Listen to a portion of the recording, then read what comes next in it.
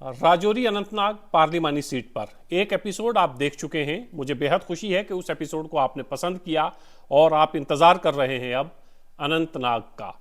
हमने राजौरी और पुंछ की बात की थी, अब ज़रा पीर की गली के उस तरफ की बात करते हैं।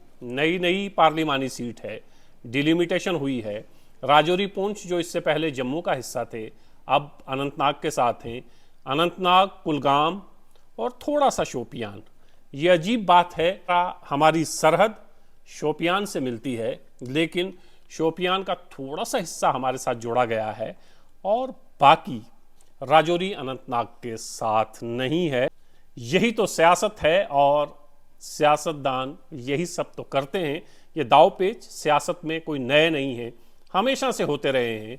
जिसकी लाठी उसकी भैंस, जिसकी सरकार उसी का डिलिमिटेशन। आज समझते हैं अनंतनाग कुलगाम को। अनंतनाग, कुलगाम और शोपियान 11 असेंबली कॉन्स्टिट्यूंसीज हैं जो अनंतनाग, कुलगाम, और एक कॉन्स्टिट्यूंसी जो है वो शोपियान की है, जिसको राजौरी अनंतनाग की इस नई नई पार्लिमानी सीट के साथ जोड़ा गया है। एक सीट शोपियान की है जो है जैनपुरा। कुलगाम की 3 कॉन्स्टिट्यूंसीज इस पार्लिमानी सीट का हिस्सा हैं और 7 हैं अनंतनाग की। शोपियान की जैनपुरा और कुलगाम की जो 3 सीटें हैं वो क्या हैं? देवसर, कुलगाम और डीएचपुरा। देवसर, कुलगाम और डीएचपुरा, ये 3 कॉन्स्टिट्यूंसी जो हैं वो कुलगाम की हैं और जो इस वक्त हमारी पार्लिमानी सीट जो राजौरी और अनंतनाग है उसका हिस्सा है। अनंतनाग की 7 असेंबली सीट्स जो हैं उनको इसका हिस्सा बनाया गया है। नंबर 1 पे डूरू, नंबर 2 पे Kokernag, number 3 Anantnag west, number 4 Anantnag, number 5 Bijbehara जहां पर पीडीपी बहुत मजबूत है, नंबर 6 शांगस और नंबर 7 पहलगाम। तो एक सीट शोपियान की, 3 सीटें कुलगाम की और 7 असेंबली सीट्स अनंतनाग की इसका हिस्सा हैं। ये बात अब समझ में आ गई होगी कि 11 सीटें जो हैं वो कश्मीर की तरफ से जो पार्लिमानी सीट अनंतनाग, कुलगाम और शोपियान है उसको हमारे साथ जोड़ा गया है।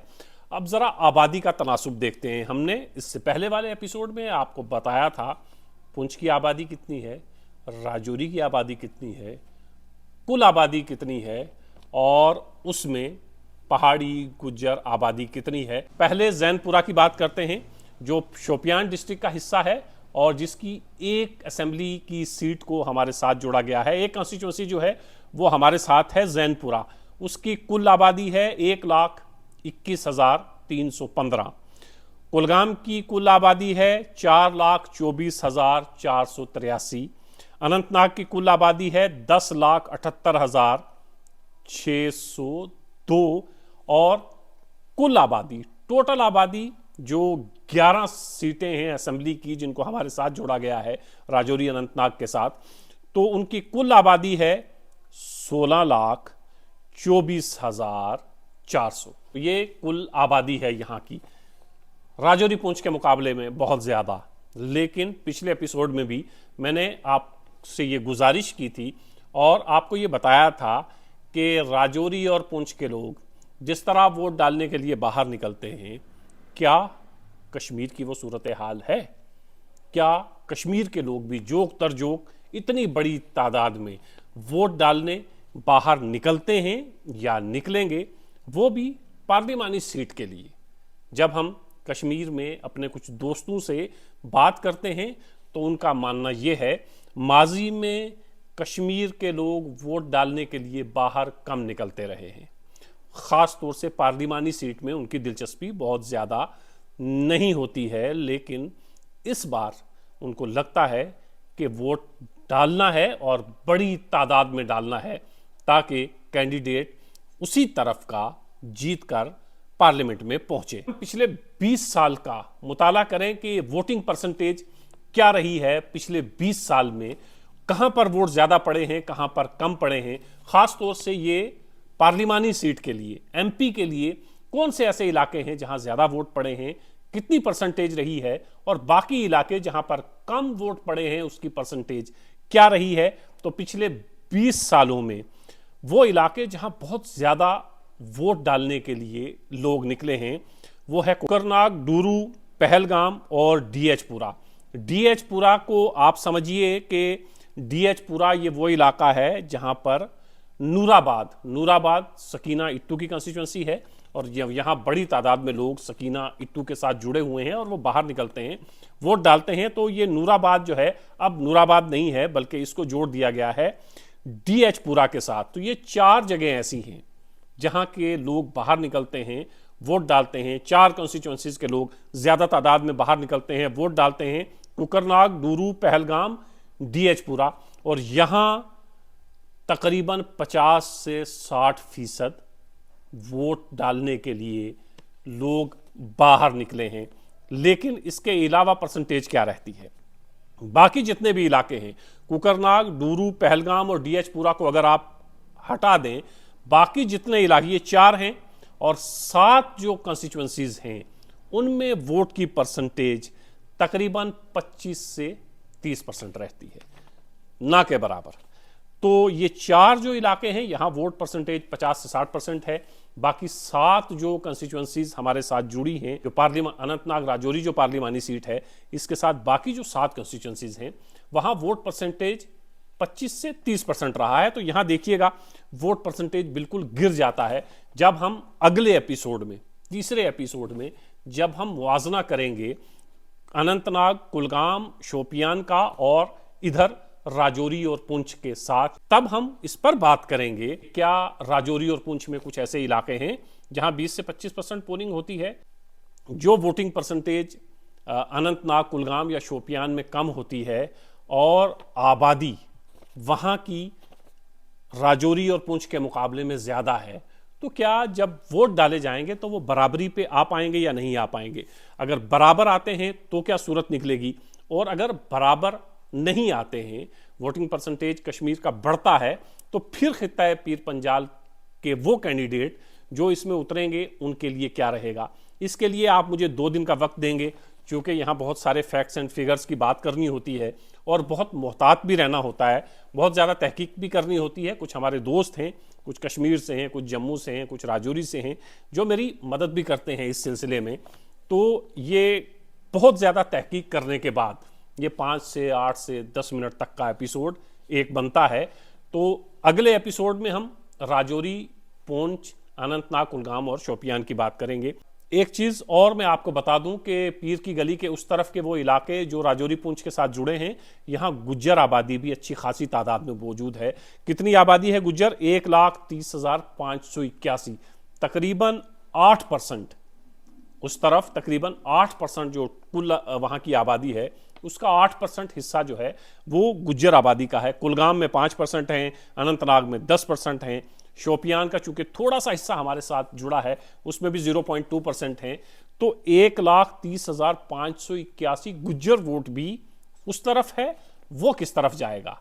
बज़ाहिर ये लगता है कि 16,24,400 आबादी वाला इलाका, दूसरी तरफ तकरीबन 11 लाख आबादी, मुकाबला कैसे हो पाएगा?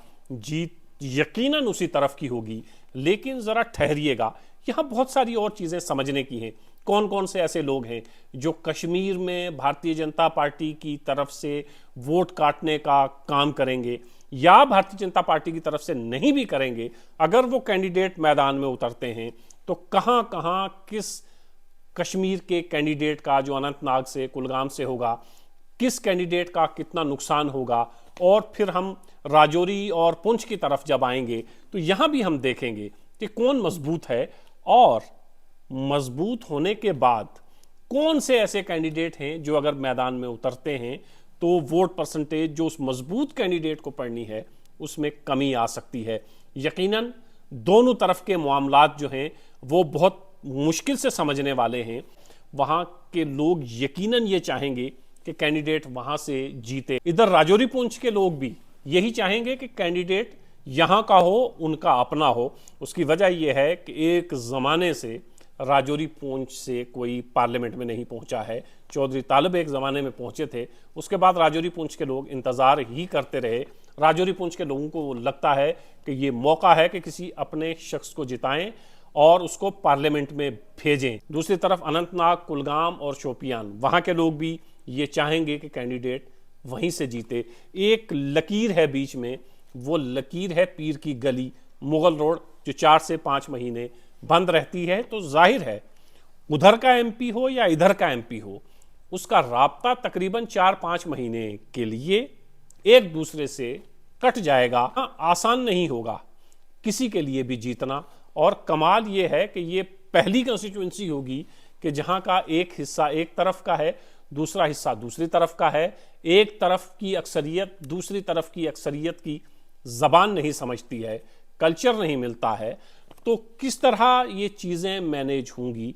लेकिन डिलिमिटेशन में जाहिर है ये सीट अब बनकर वजूद में आ चुकी है, तो अब इस हकीकत से कोई इनकार नहीं कर सकता और ना इस पर बहस करनी चाहिए कि ये डिलिमिटेशन ठीक हुई या नहीं हुई, इस डिलिमिटेशन में इस हिस्से को जोड़ा जाना चाहिए था या नहीं जोड़ा जाना चाहिए था। ये माजी का हिस्सा है और ये तल्ख हकीकत भी है और ये अब तारीख बन चुकी है। अब देखना ये होगा कि कौन किस पर बाजी मारेगा। अब मुकाबला पीर पंजाल वर्सेस अनंतनाग होगा और अनंतनाग की तरफ से जो जीत कर आएगा शख्स यहां से कितने वोट लेगा, यहां से पीर पंजाल से जो जीत कर उस तरफ जाएगा वो वहां से कितने वोट लेगा। एक बात तो तय है कि एक तरफ के वोट लेकर कोई भी इलेक्शन नहीं जीत पाएगा। वही शख्स इलेक्शन जीतेगा जो उस तरफ भी वोट लेगा अच्छी खासी तादाद में, और थोड़े बहुत वोट उसको यहां भी चाहिए होंगे। यहां से जो अच्छी खासी तादाद में वोट लेकर कश्मीर की तरफ जाएगा उसको थोड़े से वोट वहां भी चाहिए होंगे। मतलब ये कि दोनों खित्तों के लिए काबिल कबूल चेहरा होगा वही इस इलेक्शन में जीतेगा। इंतजार करिएगा अगले एपिसोड का। अगले एपिसोड में अब हम करने वाले हैं मुआवजा दोनों खित्तों का, इधर भी और उधर भी। कौन कौन से उम्मीदवार हो सकते हैं, कौन कौन से उम्मीदवार मैदान में उतरेंगे तो किसको कितना फायदा होगा, और वोट परसेंटेज कहां की कितनी रहेगी, ये तमाम चीजें अगले एपिसोड में हम डिस्कस करेंगे। आप जुड़े रहिए हमारे साथ। ला बोल फेसबुक पेज को सब्सक्राइब करिए, हमारे यूट्यूब चैनल को फॉलो करिए। इस तरह की मजीद खबरें हम लेकर आपकी खिदमत में हाजिर होते रहेंगे।